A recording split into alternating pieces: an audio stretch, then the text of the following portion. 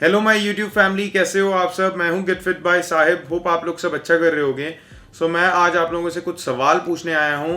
क्या आप लोगों के मन में ये सवाल रहता है कि क्या हम मसल बिल्ड करें या फैट लूज करें। ये काफ़ी जिम गोअर्स के मन में सवाल रहता है, क्योंकि उन लोगों को पता नहीं लग पाता कि उनका गोल क्या है। Let's talk about it. पहले तो बात करते हैं मसल बिल्डिंग के बारे में।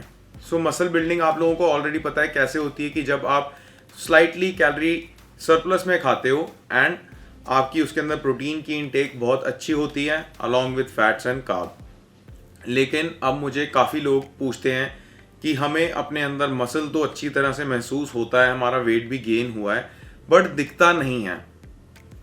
दिखता क्यों नहीं है, पहले तो इस चीज़ को समझो। क्योंकि आपके मसल के ऊपर जो इतनी मोटी फैट की लेयर है, उस वजह से आप लोगों को अपना मसल दिखता नहीं है। अगर मैं बात करूं कि एक बंदा कुछ 6 महीने पहले 70 kg का था और अब वो 80 kg का हो गया है, क्योंकि उसने कोई मसल बिल्डिंग प्रोग्राम फॉलो करा या कुछ भी, लेकिन वो 80 kg का तो हो गया, लेकिन स्टिल उसको अपना मसल विजिबल नहीं हो रहा। अभी भी he is following the same schedule कि उसी से वो फैट लूज कर जाए बेसिकली, या उसका मसल दिखना शुरू हो जाए। बट ऐसा नहीं होता।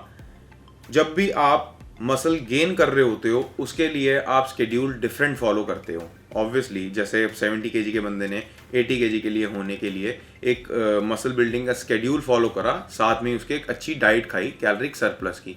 अब वही बंदा चाहता है कि मेरा यार मसल प्रॉपरली विजिबल हो, एक डेफिनेशन हो मसल में, लेकिन अब वो सेम चीज़ को फॉलो कर रहा है, लेकिन उस चीज़ से उसको डेफिनेशन नहीं आएगी मसल में। वाई? बिकॉज अब उसका मसल तो गेन बॉडी में भी हुआ है, बट फैट भी गेन हुआ है उसके साथ। अब जो फैट गेन हुआ है वो उस मसल को दिखने नहीं देगा। सपोज अगर अब हम बाइसेप की बात करें, ये बाइसेप की जो स्किन है ये अभी बहुत पतली है, तो बेसिकली मेरा बाइसेप एक अच्छा विजिबल है।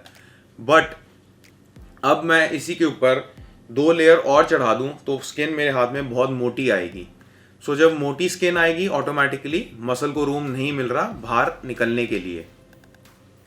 पहली चीज़ को ये जानिए कि जब आप लोगों का अगर मोटिव है मसल गेन करना, तो डोंट एक्सपेक्ट कि आप लोगों को, अगर आपका वेट 70 to 80 हो गया तो एकदम ही बहुत तगड़ा दिखने लग जाएगा, डोला या जो भी एग्जाम्पल।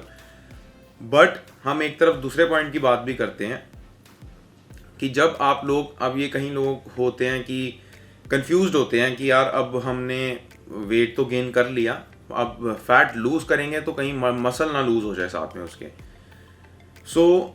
ऐसा बिल्कुल भी नहीं होएगा। वाई?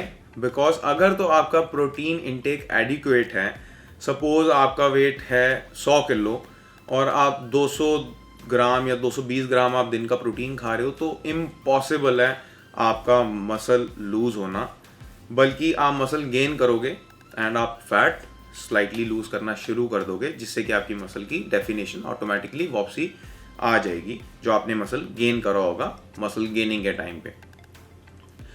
इस चीज़ में ज़्यादा कंफ्यूज मत हो। मैं एक छोटा सा एग्जांपल और दे देता हूँ कि जिन लोगों का फैट परसेंटेज 12 से 15% के बीच में है, उन लोगों को ज़रूरत है फैट लॉस प्रोग्राम को चलाने की। उसका क्या रीज़न है? क्योंकि जब एक बंदा एक ऐसी सर्टेन फैट परसेंटेज पे आ जाता है, ऑलरेडी एक अच्छा ठीक ठाक मसल पैक कर रहा होता है। मैंने भी इसी फैट परसेंटेज पे अपना थोड़ा सा लूज करना शुरू करा था। फैट लॉस प्रोग्राम मैंने इसी दौरान चलाया था। तो जिन लोगों का भी फैट अगर तो 12 से 15% के बीच में है, तो वो तो एक कैलोरी डेफिसिट डाइट ही खाएं, बहुत स्लाइट कैलोरी डेफिसिट, 100 या 200, इससे ज़्यादा नहीं।